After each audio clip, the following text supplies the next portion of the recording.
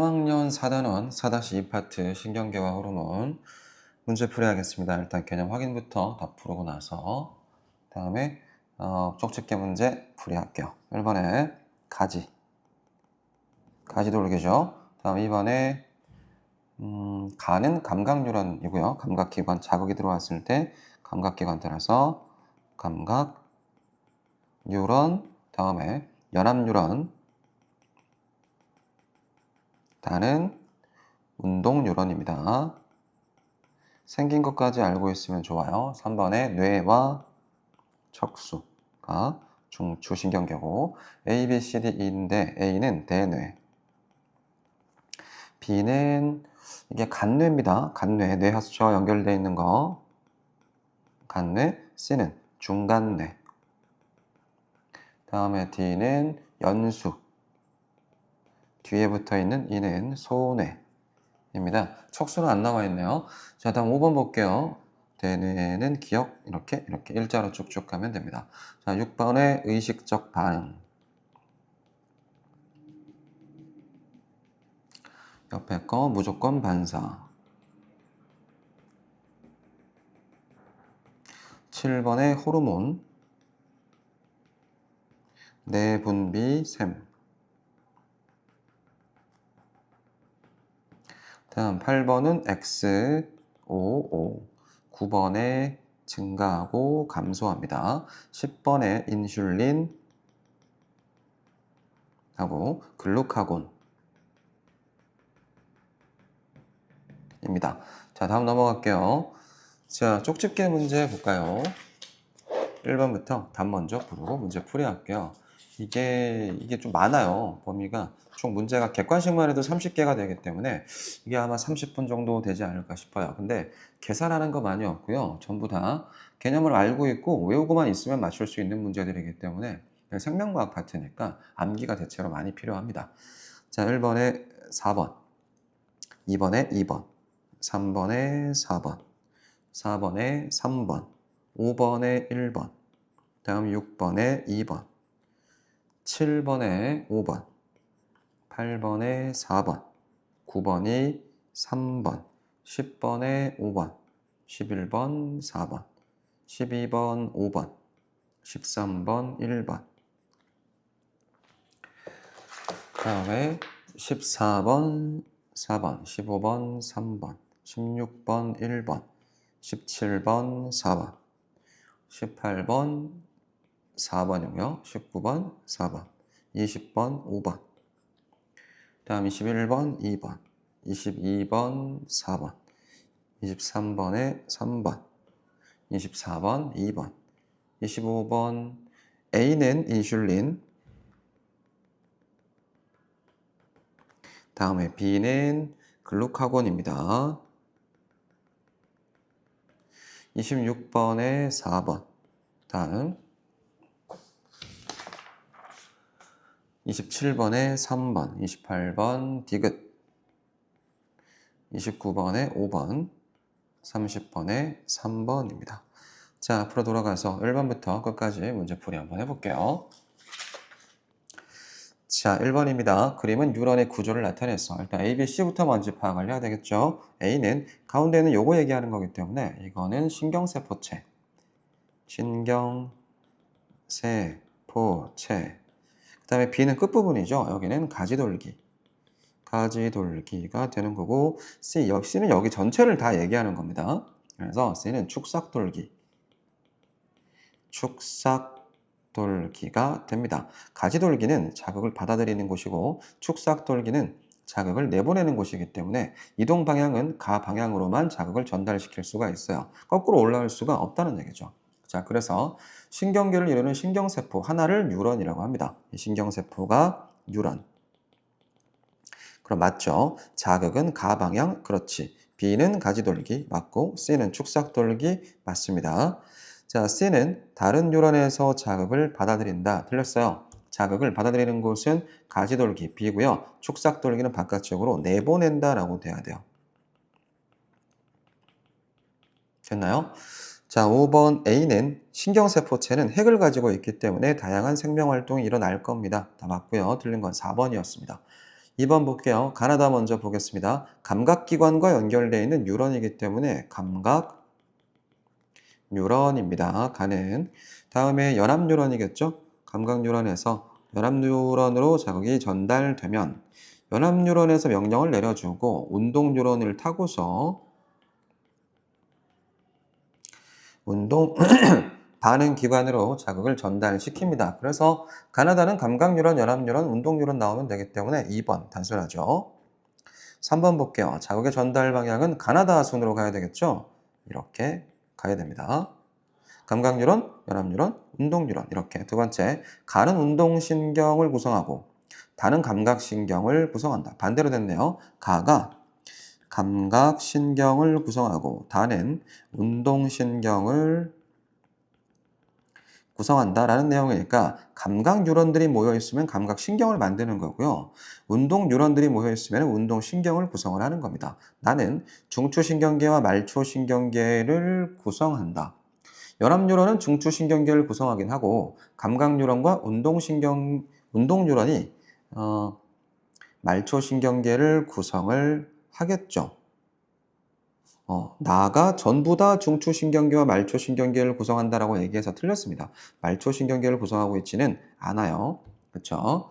자, 다음에 나는 자극을 느끼고 판단해서 명령을 내린다. 그렇지. 연합뉴런은 중추신경계를 구성하고 있기 때문에 중추신경계가 대뇌를 만들어내는 거고요. 명령을 내리는 곳이 맞습니다. 4번 정답. 다는 운동뉴런이겠죠? 감각기관에서 받아들인 자극. 틀렸어요. 감각기관에서 받아들인 자극을 중추신경계로 전달하는 것은 감각뉴런입니다. 그래서 다가 아니라 가로 바꿔야 되겠죠. 다음 넘어갑니다. 4번 볼게요. 자, 구조가 나왔어요. A, B, C, D, E가 있는데 일단 이걸 쓸 수가 없으면은 큰일 납니다. 일단은 전부 다 어떤 내용, 어떤 그 명칭을 가지고 있는지 기능이 뭔지까지 전부 기억을 해놔야 됩니다. 위치까지. A는 대뇌, B는 간뇌, C는 중간뇌, D는 연수, E는 소뇌 되겠습니다. 각각의 특징까지 전부 기억해야 되겠죠. A는 체온을 일정하게 유지하는 것은 간뇌가 하는 거기 때문에 A가 아니고 B. 몸의 자세와 균형을 유지하는 것은 소뇌가 하는 거기 때문에 E. C는 중간뇌입니다. 중간뇌가 눈의 움직임과 동공의 크기를 조절합니다. 이건 맞고요. D 어디 있죠? 연수죠. 뇌와 몸의 각 부분 사이의 신호 전달 통로, 이거는 척수에 대한 설명입니다. 지금 여기서는 척수가 나와 있지 않아요. 척수는 좀 더 밑에 있을 거예요. 자, E는 기억과 추리, 감정 등의 다양한 정신 활동을 하는 것은 대뇌이기 때문에 A입니다. 다 틀렸어요. 맞는 거는 3번밖에 없습니다. 5번 볼게요. 다음 현상과 관계 있는 뇌의 구조. 수업 시간에 어려운 수학 문제를 푸는 거는 대뇌죠. 복잡한 정신 활동을 하는 거 대뇌입니다. 대뇌가 지금 A이기 때문에. 더운 곳에서 있었더니 몸에서 땀이 났다. 이거는 우리 몸의 항상성을 조절하는 간뇌가 해주는 역할이죠. 간뇌고요. 다음에 B. 달리기를 했더니 호흡이 빨라지고 심장이 빨라지는 거, 이것은 연수가 하는 일입니다. 호흡 운동, 호흡. 그 다음에 심장 박동, 이런 것들을 조절하는 것은 연수가 하고 있어요. 연수고요. D가 되겠네요. 답은 A, B, D. 답은 1번. 6번 보겠습니다. 무조건 반사의 예에 해당하는 것을 하나만 찾으면 된다는 얘기죠. 무조건 반사라고 하는 것은 대뇌가 작용을 하지 않고요. 우리 몸이 위험한 상황에 놓여 있을 때 즉각적으로 반응을 해주는 것, 이것을 무조건 반사라고 하는데, 이 무조건 반사의 중추가 총 3가지가 있습니다. 첫 번째 연수 반사, 다음에 중간뇌 반사, 척수 반사. 이렇게 척수 반사는 목 아래 부분에서 일어나는 무조건 반사, 연수 반사는 목 위에서 일어나는 무조건 반사고요. 중간뇌 반사는 동공에 관련된 무조건 반사라고 생각하면 되겠습니다. 자, 그래서 해당하는 것을 찾아볼게요. 이거 무조건적으로 대뇌를 거치지 않고 나타나는 겁니다. 즉각적으로 빨리 나타날 거야. 신호등에 초록색 불을 켜진 것을 보고 건넜다는 거죠. 판단을 내가 내렸어요. 대뇌가 판단을 내린단 말이죠. 이런 거 아니에요. 앞정에 발이 찔리는 순간 자신도 모르게, 이거죠. 자신도 모르게. 이런 게 무조건 반사라는 겁니다. 발을 떼었다. 이게 무조건 반사 중에서 척수 반사 되겠습니다. 목 아래에서 일어난 반사니까 그래요. 자, 수업 시간에 종소리를 듣고서 자리에 일어났다. 이거는 이거는 대뇌가 하는 거죠. 대뇌가 명령을 내려주는 거기 때문에 의식적 반응입니다. 멀리서 날아오는 야구공을 보고서 순간적으로 몸을 보고서 피했잖아요. 보고 피했기 때문에 이것도 의식적 반응입니다. 의식적 반응이고 팔에 모기가 앉아있는 것을 보고서 손을 휘둘렀잖아. 그렇죠? 이것도 의식적 반응 되겠습니다. 의식적 반응. 모두 의식적 반응이고요. 무조건 반사는 2번밖에 없었습니다. 다음 7번 볼게요. 자, 다음 그림은 우리 몸에서 자극에 대한 반응의 경로를 나타냈어요. 이에 대한 설명으로 옳은 것은 A는 자, 감각기관이고 쭉 따라 올라가서 A는 감각뉴런이겠네요. 감각신경 되겠습니다. 감각뉴런이 뭉쳐서 감각신경이죠. 그 다음에 B는 요거 척수겠죠. 감각신경, 여기도 감각신경이죠. B도 감각신경. 중에서 척수를 타고 위로 올라가겠지. 그 다음에 D는 운동신경입니다. 대뇌에서 명령을 내려준 게 운동신경을 타고 E도 운동신경이겠죠. 운동신경을 거쳐서 반응기관을 통해 반응이 일어날 겁니다. 자, A와 B는 감각신경이고 D와 E는 운동신경 되겠습니다. 이에 대한 설명으로 옳은 것은 A는 운동뉴런으로 구성되어 있다. 틀렸어요. 감각뉴런으로 구성되어 있습니다. B는 의식적 반응에 관여하지 않는다. 관여합니다. 저거 지금 의식적 반응에 관여를 해야 됩니다. 의식적 반응이라고 하는 것은 대뇌가 판단을 내려서 결정을 내려서 행동을 취해 주는 건데 이게 감각신경을 타고서 뇌에 전달이 돼야 되기 때문에 관여하지 않는다라고 얘기하면 틀립니다. 이거 어디 있어? 운동신경이죠. 중추신경계 명령을 감각기관으로 전달할 수 없어요. 감각기관으로 전달하는 게 아니고 중추신경계 명령을 반응기관으로 전달하는 거죠. 됐나요? 다음에 D가 손상돼. D가 어디 있을까요? D가 여기 있죠? 여기 운동신경이 손상됐어요. 그러면 감각신경이 받아들인 정보가 대뇌로 들어갔고 대뇌는 판단을 내려서 명령을 내렸는데 반응을 할 수 있는 운동신경이 끊어져 있단 말이에요. 판단은 내렸음에도 불구하고 반응이 나타나지가 않죠. 척수반사가 일어나지 않는다라고 하면 안 되고 척수반사의 경로는 D가 포함되지 않습니다. 척수반사는 A, F, E로 나타나면 되기 때문에 D가 손상돼 있어도 척수반사는 나타날 수가 있어요.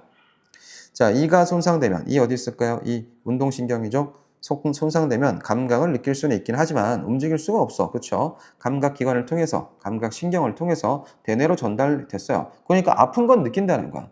근데 아프긴 하지만 몸을 피할 수가 없다는 거예요. 고통스럽겠죠? 답은 5번입니다. 8번 볼게요. 모기에 물린 곳이 너무 가려워서 손으로 긁는 반응의 경로를 찾아볼게요. 모기에 물린 곳이 가렵다는 거죠.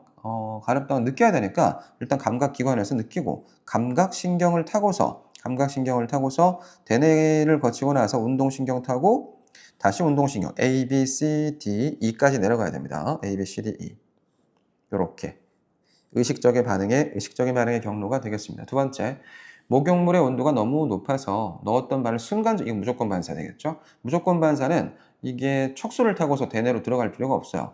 자, 그러니까 요 약을 하면 자, 감각기관에서 자극을 받아들인 다음에 척수 반사가 일어나서 바로 운동신경이 반응기관으로 전달돼서 반응이 일어나는 거죠. A, F, E 되겠습니다. 답은 4번이네요.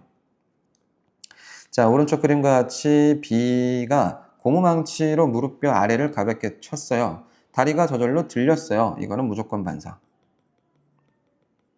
무조건 반사하고요. 이때 A는 다리에 고무망치가 닿는 것을 느끼는 즉시 오른쪽 팔을 들었어. 이것은 의식적 반응. 두 가지가 다 일어납니다. 근데 어떤 게 더 빨리 일어나겠어요? 이 무조건 반사가 더 빨리 일어나서 무릎을 이렇게 발을 먼저 앞으로 픽 내보낸 다음에 그 다음에 손을 들 수가 있어요. 다리가 저절로 들리는 것은 무조건 반사고요. 다리에 고무망치가 닿는 자극 대뇌로도 전달되기는 됩니다. 팔을 드는 반응이 다리가 들리는 반응보다 빨리 일어난다? 틀립니다. 다리가 드는 게 먼저 일어나고요. 그 다음에 팔을 들겠죠. 무조건 반사가 일어나고 나서 그 다음에 의식적 반응이 일어납니다. 무조건 반사가 반응 경로가 짧기 때문에 빨리 나타날 수가 있는 거예요. 다리가 들리는 반응은 감각신경을 따라서 척수를 따라서 운동신경 바로 들어가죠. 반응이 바로 짧게 나타납니다. 팔을 드는 반응은 감각 신경을 타고서 척수를 타고 대뇌로 들어갔다가 다시 척수를 타고 내려와서 운동신경의 경로로 일어나야 됩니다. 자, 아까 봤던 이 그림 중에서 A가 감각, 신경이라면 B는 아마도 이게 척수일 확률이 높아요. 이게 척수입니다. 근데 교재에는 이게 감각신경으로 되어 있고 이 뒤도 운동신경으로 되어 있기 때문에 이게 조금 애매하긴 하네요. 자, 계속 볼게요. 답은 3번이었고요. 10번 보겠습니다. 호르몬에 대한 설명으로 호르몬 넘어갔어요. 신경계 끝났고 호르몬 파트입니다. 호르몬 파트는 대체로 암기만 하면 되는 내용이기 때문에 그렇게 어렵지는 않지만 체온 조절이나 혈당량 조절 같은 것은 조금 이해를 하고 있어야 돼요. 자, 혈액을 통해서 호르몬이 이동을 할 거다. 맞죠? 호르몬은 혈액을 통해서 이동합니다. 내분비샘에서 분비된다? 이것도 맞습니다. 내분비샘에서 분비되고 근데 분비관이라는 것 자체는 없어요. 분비관이 없어요. 분비량이 너무 적으면 결핍증, 정해진 표적세포나 표적기관에 작용을 할 거고요. 분비량이 많을수록 몸의 기능의 기능 조절에 도움이 된다. 아니요, 너무 많으면 안 좋아요. 과다증이라고 하는 병에 걸릴 수도 있어요. 예를 들면 생장 호르몬이 너무 많이 나왔을 때 거인증이라고 하는 병에 걸릴 수도 있어요. 그쵸? 자, 10번에 5번입니다. 11번 볼게요. A, B, C, D, E 전부 다 저거죠. 내분비샘 되겠습니다. A는 뇌하수체. 뇌하수체 이름 쓸게요. B는 갑상샘. C는 부신이죠. 부신. D는 이자. E는 이거 뭐라고 할까요? 정소 혹은 난소입니다. 여기는 정소고요. 여기는 난소 되겠습니다. 자, 그래서 A, B, C, D, E에서 분비하는 호르몬 이름 얘기해 볼게요. 뇌하수체에서는 호르몬이 세 종류가 나옵니다. 어떤 거 나오죠? 갑상샘 자극 호르몬 나올 거고요. 생장 호르몬 나올 거고요. 하나 더 있죠? 갑상샘 자극 호르몬, 항이뇨 호르몬까지 나오겠습니다. A에서는 항이뇨 호르몬, 갑상샘 자극 호르몬, 생장 호르몬 이렇게 세 개죠. 다시 편집.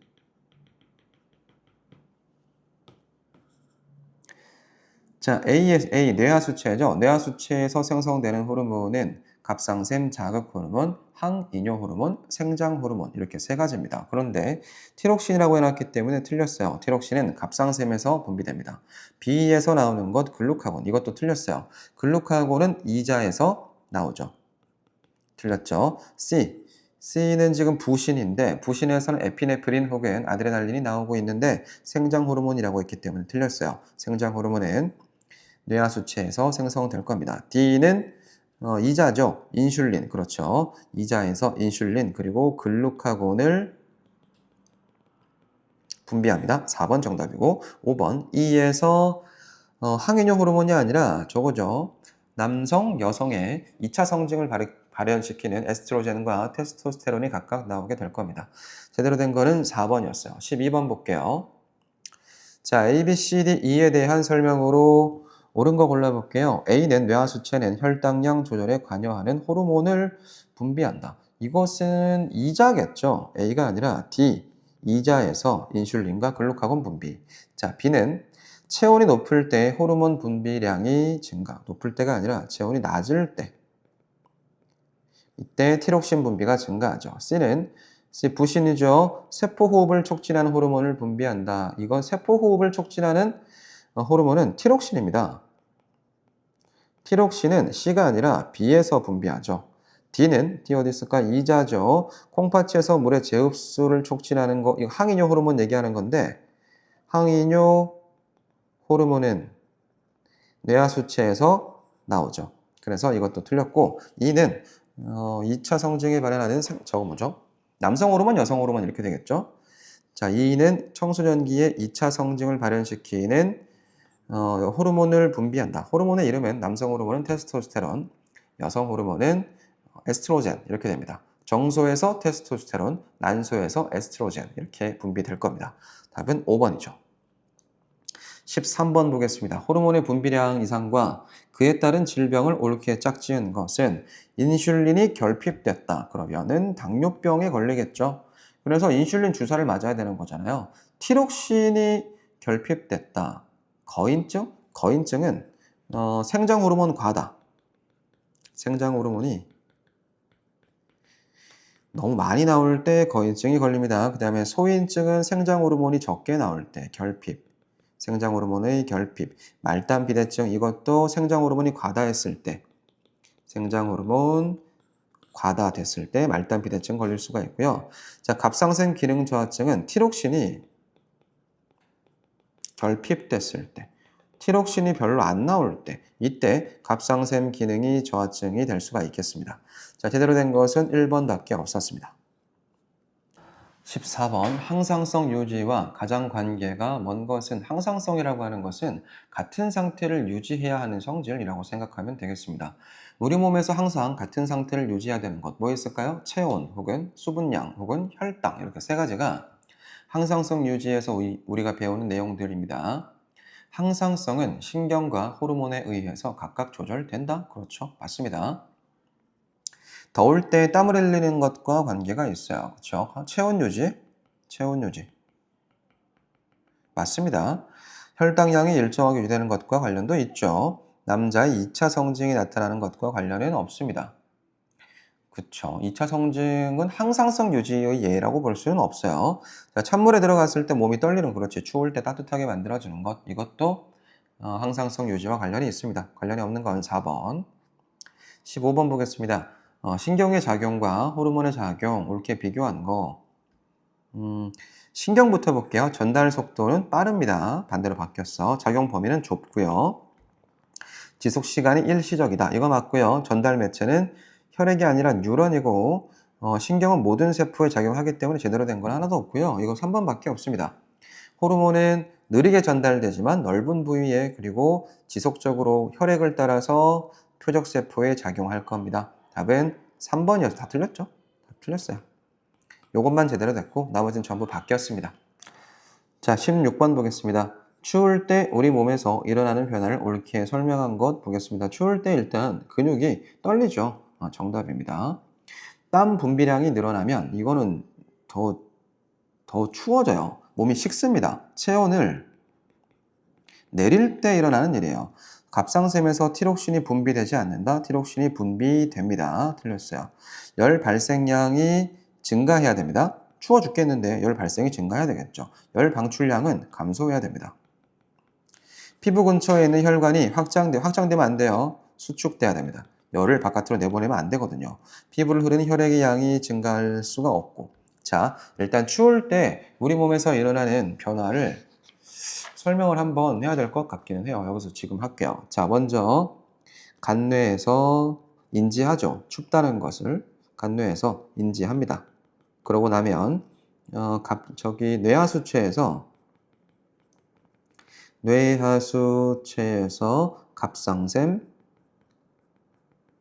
갑상샘 자극 호르몬을 분비합니다. 어디로 분비할까요? 저기 갑상샘으로 분비하겠죠. 그러면 갑상샘에서 티록신을 분비합니다. 이 티록신이 우리 몸의 모든 세포로 들어가겠지. 모든 세포로 들어가고 나면은 이 티록신이 세포호흡을 촉진시키거든요. 모든 세포에서 세포호흡을 한단 말이죠. 그러면은 우리 몸의 열 발생량을 증가시킬 수가 있겠습니다. 이게 호르몬이 하는 일이에요. 됐나요? 자, 그 다음에 신경이 하는 일은 추울 때 근육을 떤다. 혹은 우리 몸에 털을 붙잡고 있는 잇모근이라고 있는데 잇모근을 수축시켜요. 그럼 구멍이 꽉 막힙니다. 그럼 열이 바깥으로 빠져나가는 것을 막아줍니다. 그래서 16번에 1번입니다. 17번 볼게요. 우리 몸이 추울 때 어이? 그대로 나와 있네요. 전부 그대로 복사해서 밑으로 옮기자. 자, 순서대로겠죠. 먼저 보자. 체온이 상승, 이게 맨 마지막이겠네요. 체온이 상승하는 거 5번 체크해놓고 체온이 낮아지는 간뇌에서 감지해야 돼요. 다가 1번입니다. 자, 간뇌에서 먼저 감지를 하고서 다음에 뇌하수체에서 갑상샘 자극 호르몬의 분비량이 증가한다. 이게 2번이겠네요. 라가 2번입니다. 다음에 그러면 갑상샘에서 티록신 분비량이 증가하겠죠? 얘가 3번이고 그럼 나로 가고 세포호흡이 촉진된다. 이게 4번이고요. 다음에 체온의 상승까지 4번. 요 과정이 전부 다 나와 있네요. 하나, 둘, 세 개, 네 개 전부 다 나와 있어요. 다음 18번 보겠습니다. 그림엔 혈당약이 조절되는 과정을 나타내고 있습니다. 내용 볼게요. 자, 이에 대한 설명으로 옳지 않은 것은 어떻게 했을 때 뭐가 되고 이런 내용들이 있겠죠. A와 B 찾아야 되고요. 가와 나를 분석할 수 있어야 됩니다. 일단 식사를 했어요. 그럼 밥을 먹었으면 혈당이 높아지겠죠. 혈당이 올라간다. 자, 그래서 이자에서 뭐를 분비하겠죠? 인슐린을 분비하죠. 자, 인슐린을 분비해주면은 간에서 포도당을 글리코젠으로 합성한 다음에 갖고 있습니다. 이게 첫 번째 작용이고, 다음 하나 더, 이 인슐린이 체세포에서 포도당을 흡수해서 세포 호흡을 더 촉진시킬 수도 있어요. 자, 그럼 혈당이 어떻게 되나요? 혈당이 내려가죠. 다시 정상 혈당이 된단 말이야. 자, 그때 혈당이 너무 많이 내려갔다고 생각해보자. 그럼 이자에서 다시 뭐를 분비합니다. 글루카곤. 글루카곤이라고 하는 호르몬을 분비를 하면 아까 글리코젠으로 합성시켜놨던 양분 있죠? 이것을 다시 결합을 풀어요. 포도당으로 결합을 풀어서 이 당분이 다시 혈액으로 들어갑니다. 그럼 혈당이 높아진다는 거죠. 자, 글루카곤은 글리코젠을 포도당으로 결합을 푸는 거고요. 인슐린은 포도당을 글리코젠으로 합성하는 겁니다. 각각 이 호르몬 전부 혈당을 조절하고 있어요. 자, 이에 대한 설명 볼게요. A는 인슐린, B는 글루카곤. 그렇죠. A와 B의 표적 기관은 각각 간입니다. 그렇죠. A의 작용, 인슐린의 작용으로 혈당이 떨어질 거고요.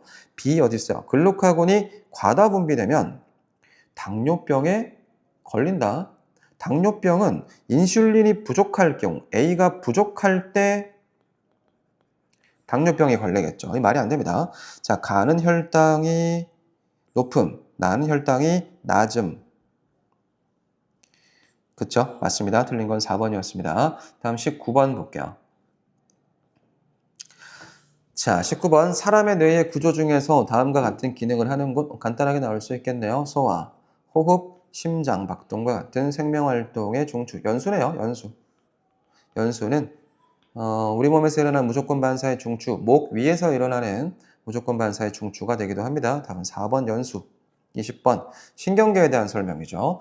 중추신경계는 뇌와 척수로 구성되어 있고 자율신경은 내장기관의 운동을 조절할 수도 있고요. 신경계는 중추신경계와 말초신경계로 구분되고요. 말초신경계는 감각신경과 운동신경으로 각각 구성되어 있고요. 말초신경계는 모두 대뇌의 직접적인 조절을 받지 않습니다. 말초신경계 중에서 자율신경이라고 있습니다. 자율신경은 대뇌의 직접적인 명령 없이 내장기관의 운동을 조절할 수 있어요. 대뇌의 영향을 받지 않는 기관도 있습니다. 됐나요? 답은 5번입니다. 21번 볼게요. 다음 교감신경과 부교감신경이 있을 건데 자, 긴장하거나 교감신경은 내 몸이 긴장 상태 혹은 싸울 때 이렇게 되는 거고 부교감신경이라고 있어요. 부교감신경은 내 몸이 편안하게 쉴 때, 그쵸? 쉴 때 일을 해준다고 생각하면 됩니다. 자, 교감신경의 작용에 대한 설명, 동공의 확대, 싸울 때예요. 긴장했을 때 동공이 확대되고 심장박동은 촉진돼야 됩니다. 활발해야 되겠죠? 2번 틀렸어요. 호흡운동을 촉진, 소화운동은 억제. 지금 싸우는데 친구랑 싸우고 있어. 말싸움을 하건 치고받고 싸우건 이게 소화가 지금 소화가 억제돼야 되겠죠? 억제돼야 되고 소화가 너무 잘 되면 안 돼요. 소화가 잘 되면 화장실 가고 싶단 말이야. 똥 싸고 싶단 말이죠. 그러면 안 됩니다. 억제돼야 됩니다. 부교감신경과 서로 반대로 작용을 하고 있다. 그런 것을 길항작용이라고 합니다. 다음 22번 볼게요. 다음은 자극의 종류에 따른 반응 시간을 알아봅니다. 자, A는 자를 떨어뜨릴 준비를 하고 B는 자를 잡을 준비를 합니다. A가 예고 없이 자를 떨어뜨리면 B는 자를 보고서 잡습니다. 그러면 이게 떨어진 거리가 얼마 안 될 거예요. 그 다음에 B가 눈을 가린 후에 A가 땅 소리를 냈을 때 자를 떨어뜨리면 소리를 듣고 자를 잡습니다. 어떤 게 더 빠를까요? 보고 잡는 게 훨씬 빨라요. 소리를 듣고 잡으면은 이게 소리를 듣고서 내 뇌로 전달되고 운동신경을 통해서 반응기관으로 간단 말이죠. 경로가 너무 길기 때문에 경로가 길다기보다 반응되는 그쪽 연결되는 그 기간이 길기 때문에 뭐라고 해야 될까요? 하여튼 이렇게 생각하면 됩니다. 반응 그 경로에 따라서 반응까지 귀로 듣고 손으로 반응하는 것과 눈으로 보고서 반응하는 것이 반응 시간이 차이가 납니다. 거치는 그 기관들이 달라지기 때문에, 경로가 달라지기 때문에 그렇습니다. 자, 먼저 보자. 자가 떨어지는 길이가 길수록 반응 시간이 길다. 그렇죠? 깁니다. 자극에서 반응까지는 어느 정도 시간이 걸리긴 걸려요. 자를 잡는 반응은 대뇌가 중추가 되어 일어난다. 대뇌가 중추 맞죠? 의식적으로 내가 잡는 거야. 반응 시간은 자극의 종류와 값이 항상 일정, 무조건 틀렸어요. 반응 시간은 자극의 종류에 따라서 다르게 나타난다. 이걸 얘기하고 싶은 겁니다. 눈으로 보는 것보다 귀로 듣고 반응하는 게 더 오래 걸린다. 그러니까 차이가 있다. 됐죠? 나의 반응 경로는 시각신경을 거치고 다의 반응 경로는 청각신경을 거친다. 그렇겠죠? 눈으로 보고 잡는 게 나고요. 소리를 듣고 잡는 게 다기 때문에 각각 시각신경과 청각신경이 되겠죠. 자, 22번 문제 잘 판단해야 됩니다. 23번 볼게요. 사람의 호르몬 중에서 혈압을 상승시키고 심장 박동을 촉진시키고 시키는 호르몬과 이를 분비하는 내분비샘, 부신이죠. 부신이 에피네프린 혹은 아드레날린이라고 적어주면 되겠습니다. 3번입니다. 24번 볼게요. 다음은 호르몬 분비 이상, 이게 코와 턱이 두꺼워진다고 하네요. 이거는 말단비대증이죠. 그쵸? 성장기 이후에 나타나는 겁니다. 손과 발이 커진다. 체중이 증가하고 쉽게 피로해지고 그리고 추위를 잘 탄다. 이것은 티록신이 결핍돼서 나타나는 갑상샘 기능 저하증입니다. 갑상샘 기능 저하증. 얘는 말단비대증. 이죠. 자, 관계 있는 호르몬입니다. 생장 호르몬이고요. 두 번째는 이거는 갑상샘 티록신이죠. 티록신.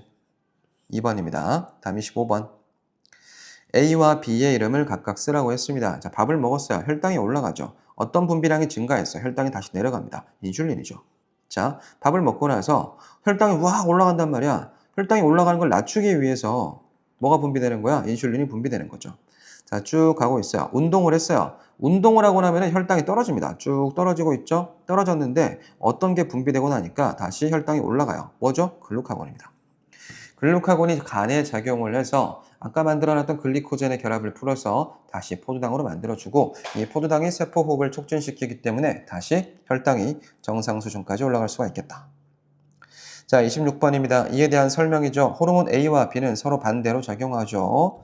호르몬 A의 분비량이 증가하면 인슐린이죠. 인슐린량이 증가하면 혈당량이 감소한다. 그렇죠? 인슐린은 혈당을 내리는 호르몬입니다. 호르몬 B, 글루카곤입니다. 간에서 포도당을 글리코젠으로 합성한다. 이게 인슐린이 하는 역할이거든요. 글루카곤은 글리코젠을 포도당으로 풀어야 됩니다. 결합을. 그래서 이것은 틀렸어요.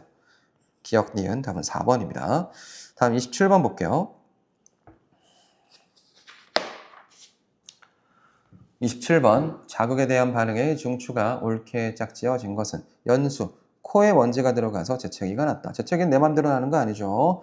무조건 반사기 때문에 목 위에서 일어나는 무조건 반사, 재채기, 딸꾹질 이런 것들 전부 연수 반사. 1번 맞습니다.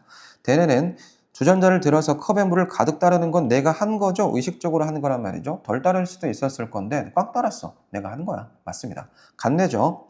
음식을 빨리 먹고 일어났더니 딸꾹질. 이것은 무조건 반사에 해당하는 건데요. 간뇌는 이런 거 아니에요. 간뇌는 이 딸꾹질 같은 경우는 간뇌 연수가 중추가 되어서 일어나는 무조건 반사 되겠습니다. 간뇌 아니죠. 틀렸습니다. 자, 중간뇌입니다. 중간뇌는 밝은 낮에 어두운 극장으로 들어갔더니 동공의 크기가 커졌다. 동공반사 되겠습니다. 중간뇌가 동공반사의 중추 맞습니다. 척수는 목 아래에서 일어나는 무조건 반사의 중추가 척수입니다. 라면을 끓이다가 뜨거운 냄비에 손이 닿아서 자신도 모르게 손을 뗐다. 이거 척수반사 맞아요. 답은 3번입니다. 28번 뇌하수체에서 분비하는 호르몬의 자극을 받아서 호르몬을 분비하는 기관을 보기 위해서 모두 고르시오. 이자 아니고요. 그 다음에 콩팥 아닙니다. 자, 뇌하수체에서 분비하는 호르몬이라고 얘기를 했기 때문에 어떤 거였겠죠? 생장 호르몬 있고요. 항이뇨 호르몬 있고요. 갑상샘, 자극 호르몬이 있습니다. 자, 이 호르몬의 자극을 받아서 호르몬을 분비하는 기관입니다. 이건 갑상샘이죠. 갑상샘에서 티록신이라고 하는 호르몬을 분비하겠죠. 디귿입니다. 자, 다음 29번. 뇌하수체에서 분비돼서 콩팥에 작용한다. 이것은 항이뇨 호르몬이라서 항이뇨 호르몬은 우리 몸에 있는 수분의 재흡수를 촉진하는 거예요. 항이뇨잖아. 이뇨작용이 일어나지 않게 도와주겠다는 겁니다. 이뇨작용이라고 하는 것은 오줌을 누는 거죠. 이 오줌을 누는 게 이뇨작용인데 항이뇨는 이뇨작용이 일어나지 않게 도와주는 거기 때문에 내 몸에 있는 수분을 바깥으로 버리지 않겠다는 거예요. 그래서 5번입니다. 항이뇨 호르몬이죠. 자, 30번입니다. 그래프는 건강한 사람과 당뇨병 환자의 식사 후 시간에 따른 혈당량 속의 혈당량과 혈액 속의 인슐린 농도를 나타냈어요. 이에 대한 설명입니다. 밥 먹었어요. 혈당량은 건강한 사람은 밥을 먹었을 때 뭐가 이렇게 올라갔을 때 혈당량이 올라갔을 때 여기죠. 이쯤에서 지금 인슐린이 분비가 될 거예요. 그래서 혈당이 다시 내려간단 말이죠. 근데 당뇨병 환자는 처음서부터 혈당이 높아요. 높은 데다가 밥 먹고 나면 혈당이 엄청 올라가가지고 인슐린이 분비가 안 되니까 높은 채로 계속 유지된다는 거예요. 위험하죠. 됐습니까? 됐나요? 자, 인슐린 농도입니다. 건강한 사람 같은 경우는 밥 먹었을 때, 밥 먹고 났을 때 인슐린이 엄청나게 많이 나오죠? 그래서 혈당이 다시 떨어지는 거고, 당뇨병 환자 같은 경우는 밥을 먹고 나도 인슐린이 별로 안 나오는 거예요. 이만큼이 최대야. 그쵸? 인슐린이 나오다 말았다, 거의 안 나온다라고 생각하면 됩니다. 그러니까 혈당이 조절이 안 되는 거죠. 자, 건강한 사람은 식사 후에 혈당량이 높아진다. 그쵸? 높아지겠죠? 밥 먹고 나면은 건강한 사람이건 당뇨병 환자이건 밥 먹고 나면 혈당이 높아지는 건 똑같아요. 건강한 사람은 혈당량이 정상으로 돌아오면 인슐린 농도가 낮아진다. 그렇죠. 건강한 사람 같은 경우는 정상으로 돌아오고 나면은 인슐린 농도가 다시 떨어집니다. 인슐린 농도가 올라갔다가 이제 해결되고 나니까 쭉 떨어지는 거야. 그렇죠? 3번. 당뇨병 환자는 건강한 사람보다 혈당량이 어떻게 됩니까? 혈당량이 낮게가 아니라 높게 유지됩니다. 4번. 당뇨병 환자는 건강한 사람보다 혈액 속의 인슐린 농도가 낮아요. 너무 낮습니다.